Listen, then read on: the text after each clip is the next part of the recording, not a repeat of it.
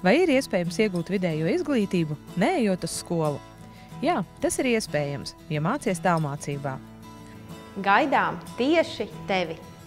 Atrodies ārpus Latvijas vai profesionāli nodarbojies ar sportu, varbūt rūpējies par ģimenes atvasēm, vai vienkārši vēlies iegūt vidējo izglītību. Tev piemērotas būs mācības Rīgas 1. tālmācības vidusskolā.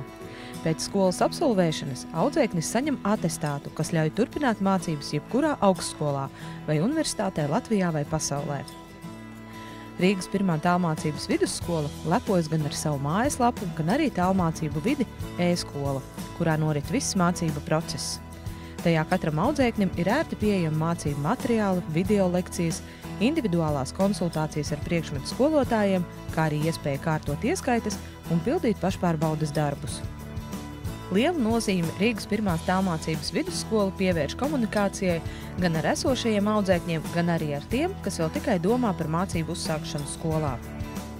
Informāciju un jaunumus par Rīgas 1. tālmācības vidusskolu varat uzzināt mūsu mājaslapā un arī sociālajos tīklos, gan Facebookā, gan arī Draugiem LV. Jaunākos video varat noskatīties mūsu YouTube kanālā.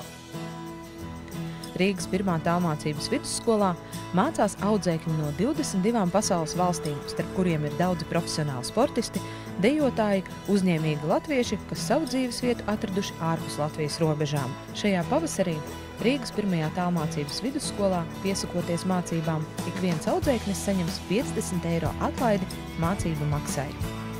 Pieteikties mācībām var skolas mājaslapā.